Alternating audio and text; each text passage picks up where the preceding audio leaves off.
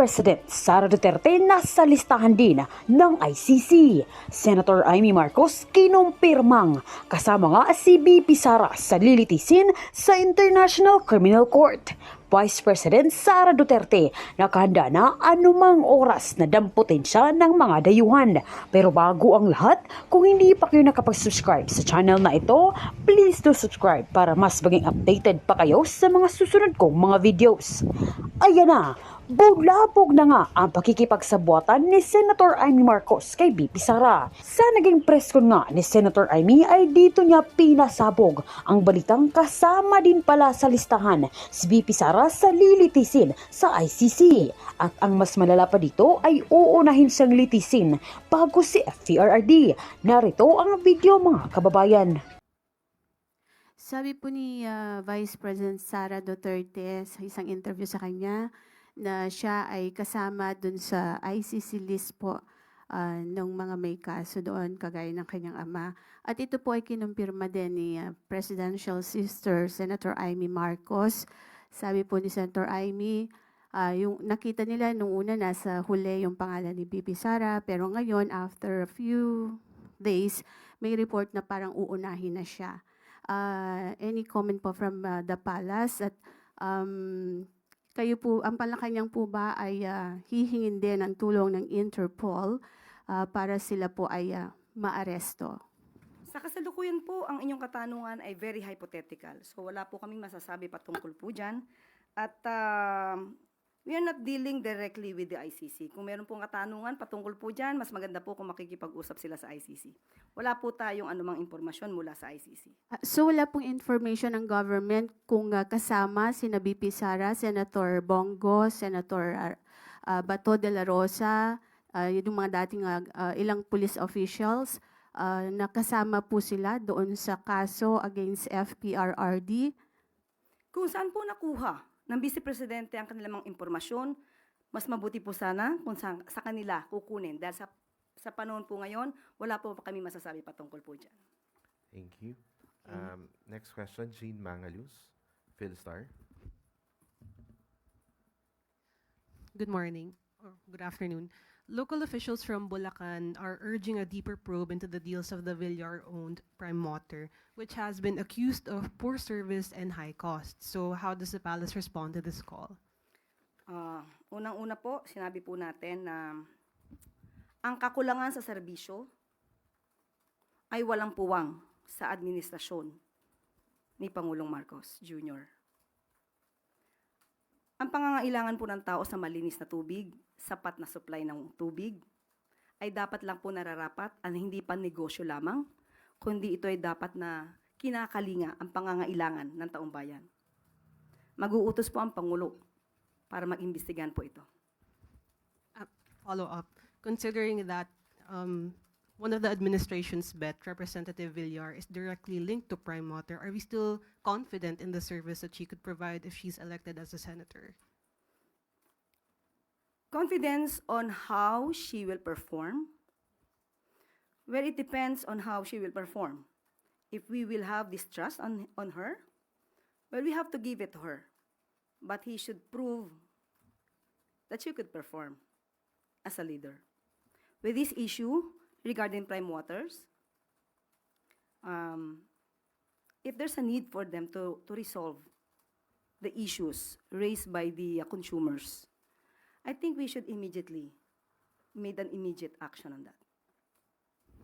Ma'am, last question, medyo off topic, but while I have your attention, does the palace have a comment on the recent Taiwan report that says the Philippines allegedly started military engagements with Taiwan?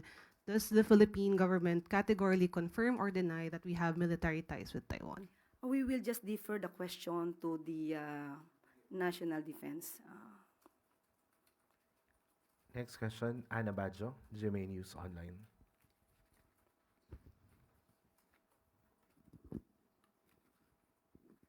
Good afternoon, ma'am. Ma'am, recently the NBI arrested a Chinese national with alleged spy device near Comelec. Has this information reached the president, and may we know if he has specific instructions regarding the matter, ma'am? That is an issue of national security, so we will just leave it at at that. We will leave it at that. And we will just have an investigation, thorough investigation on that matter. Ma'am, how concerning this matter is for the Marcos administration? It's quite alarming. It's quite alarming. And there is still, the president has distrust on the intelligence agents that made the operation. So we will just have to wait for the final investigation on that matter. Pero ma'am, sa ngayon po, wala pa pong instruction na para ipatawag si Chinese Ambassador Wang Xilian, given na ganito na po yung developments regarding this alleged Chinese espionage. Ibabato na lang po natin ang katanungan sa ating si Secretary Gibo patungkol po dyan. Thank you, ma'am. Torres, Radyo 630. Good morning po, Yusek. This week po, 2 beses na pumutok yung bulkang Bulusan sa Sorsogon, and batay po sa huling datos ng Office of Civil Defense, more than 15,000 na pamilya po yung apektado. Ano po yung direktiba ni Pangulong Marcos Jr. and siguro mensahe po sa mga apektadong residente? Dahil nga po sa direktiba po ng ating Pangulo patungkol po dito sa Bulusan Volcano Eruption, dumalaw na po kaagad-agad si Secretary Rex Gatchalian, DSWD Secretary. Pumunta po sila kahapon sa nasabing lugar at sila po ay nagkaroon ng pag-assess at binisita po ang mga evacuation centers. Nandun din po, ready na po ang mga food packs para po sa mga naapektuhan at nagkaroon din po sila ng mobile kitchen dito sa Barangay Tughan, Juban, Sorsogon. At maliban po dyan ay si Director Claudio Yucot po ay sinecure na rin po, requested by the provincial government, ang air assets for area reconnaissance, and sinabi din po na nagbisita na rin po sila sa mga municipality sa Sorsogon. At mamaya po ibibigay ko po sa inyo yung mga detalye ng mga nasagawa na po ng ating mga heads of departments and agencies. One follow-up lang, ma'am. May makasisiguro po ba sila na may sapat pong budget para po sa pagtugon sa Mount Bulusan eruption, kasi knowing na may patuloy din po na operation and pagbibigay ng response sa mga apektado ng Canlaon in Negros? Opo, nagbigay po ng report ang DSWD po at may mga standby funds po tayo and preposition relief stockpile. So, ibibigay po sa inyo ang mga detalye. Thank you po. Next question, Ivan Mayrina, GMA 7. Yusek, patungkol ito sa libreng sakay sa LRT, MRT at LRT 1 and 2, MRT 3. Magkano ho ang gagastusin ng gobyerno para sa libreng sakay ito sa loob ng 4 na araw? Kung di po ako nagkakamali na ibigay po kanina ni Secretary Vince Dizon ang projected budget ng magagastos po dito for 4 days. From April 30 to May 3, opo, 4 days.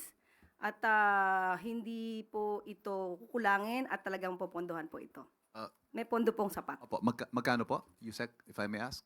Nasa aking cellphone po, alam ko po na report na po yata kanina ni Secretary Vince Dizon. Kailan po ito po ay nasa aking, naibigay po sa akin kanina ni Secretary Vince Dizon ang, bibigay ko po sa inyo maya-maya. Yeah. After ko makita po sa aking cellphone na Sige, ibigay ma'am. po niya yung kanyang. Opo. May tanong ko na rin po, karaniwan kasi pag halimbawa yan, Labor Day, just on the day itself ang libre. At specific sector lang yung magbe-benefit. For example, kung Labor Day, workers. Kung Veterans Day, mga veterans. Ano ho kaya naging decision-making dito? Bakit siya binigay ng 4 na araw at para sa lahat? Kasi po, kung May 1 lang po ibibigay, karamihan naman po walang pasok. So, hindi naman po nila mararamdaman. Yung benepisyo matatanggap po nila. At sabi nga po ng ating Pangulo, ito po ay pagpapigay-pugay na rin po sa ating mga workers. So, bigyan po natin kahit konting kaginhawahan at para maibsan naman yung konting hirap sa pamamasahe dahil malaki din po itong gastusin para sa mga manggagawa. At ito pong benepisyo ito ay binibigay ilang araw bagong eleksyon at sunod-sunod din po yung mga surveys on approval and trust ratings. Ano ho ang masasabi ng Malacanang sa mga maaring hindi maiwasang magbigay ng mali siya rito sa pagbibigay ng benepisyong ito sa mga manggagawa at sa mga commuter? Ang May 1 po kasi International Labor Day po ito. Hindi naman po natin pwedeng ibigay ito sa mga manggagawa sa December. So tama lamang po sa panahon kung kailan dapat sineselebrate po ang Labor Day, doon lamang po natin ibigay. Pero yun nga po, hanggang May 3. Opo. Para wag naman po natin bigyan ng mali siya. Hayaan po natin makinabang yung taong bayan sa mga maaaring itulong ng gobyerno sa kanila. Salamat. Jinky Baticados, IBC 13. Hi, ma'am. Ma'am, doon lang ako sa rollout po ng bigas para bukas. Ano po ang reaction ng Palace, ma'am? Dahil merong exemption na binigay ang COMELEC last Friday. It was signed already. But then po, sinasabi kanina ni Chairman George Garcia na they're waiting for the DA to have clarification with them kasi as far as they know, yung reso po na parang inilabas nila last Friday, sumasaklaw ng condition that says May 2 to 12 po, hindi siya applicable ang exemption. Okay, sabi nga po sa atin ni DA Secretary Kiko Laurel, nag-apply po sila ng exemption, nabigyan naman po sila. So ang hinihintay, sa buong kadiwa po ito, exempted po. So ang hinihintay na lamang po natin ay ang patungkol po sa LGU. Well, anyway, ang good news po, bukas po ilo-launch sa Cebu ang nasabing 20 pesos at lahat po, 20 bigas meron na. Okay? At sa Cebu po, hindi lamang po vulnerable sectors ang makikinabang. Sa araw po, bukas po sa bukas. Bukas po lahat ay pwede pong mag-avail sa Kadiwa stores sa Cebu. Hindi po pili, kundi lahat po na maaaring mag-avail po nito ay allowed po. Hindi po ito limited lamang sa vulnerable sector. Ma'am, I do not know how the Palace reacts on this because kanina sinabi niya na tomorrow wala pong problema because May 1 pa lang. But May 2 to 12, parang clear nila na baka kung maaari daw ay gawin na lang ang rollout kahit sa buong Pilipinas right after election. I don't know what the Palace would react on this Sa one. buong Pilipinas po. Ang sabi ni Attorney Garcia po, kanina nang in-interview siya. After election na lang. Kasi yung nga pong sinasabi nila on the reso na binigay nila for the exemption, May 2 to 12 lang po, ma'am. Kung yun po ang magiging panukala at polisiya po ni COMELEC Chair, tayo naman po itutugon. Next question. Eden Santos, Net25. Yusek, good morning po. Sabi po ni Vice President Sara Duterte sa isang interview sa kanya na siya ay kasama dun sa ICC list po ng mga may kaso doon, kagaya ng kanyang ama. At ito po ay kinumpirma din ni Presidential Sister Senator Amy Marcos. Sabi po ni Senator Amy, yung nakita nila nung una nasa huli yung pangalan ni Bibi Sara, pero ngayon after a few days, may report na parang uunahin na siya. Any comment po from the Palace? At kayo po, ang palakanyang po ba ay hihingin din ng tulong ng Interpol para sila po ay maaresto? Sa kasalukuyan po, ang inyong katanungan ay very hypothetical. So wala po kaming masasabi patungkol po dyan. At we are not dealing directly with the ICC. Kung meron pong katanungan patungkol po dyan, mas maganda po kung makikipag-usap sila sa ICC. Wala po tayong anumang impormasyon mula sa ICC. So wala pong information ng government kung kasama sina BP Sara, Senator Bongo, Senator Bato de la Rosa, yung mga dating ilang police officials, nakasama po sila doon sa kaso against FPRRD. Kung saan po nakuha ng Vice Presidente ang kanilang mga impormasyon, mas mabuti po sana kung sa kanila kukunin. Dahil sa panahon po ngayon, wala po kami masasabi patungkol po dyan. Thank you. Next question, Jean Mangalus, Philstar. Good morning, or good afternoon. Local officials from Bulacan are urging a deeper probe into the deals of the Villar-owned Prime Water, which has been accused of poor service and high costs. So how does the Palace respond to this call? Unang-una po, sinabi po natin na ang kakulangan sa serbisyo ay walang puwang sa administrasyon ni Pangulong Marcos Jr. Ang pangangailangan po ng tao sa malinis na tubig, sapat na supply ng tubig, ay dapat lang po nararapat at hindi pa negosyo lamang, kundi ito ay dapat na kinakalinga ang pangangailangan ng taong bayan. Mag-uutos po ang Pangulo para mag-imbestigahan po ito. Follow up. Considering that one of the administration's bet, Representative Villar, is directly linked to Prime Water, are we still confident in the service that she could provide if she's elected as a senator?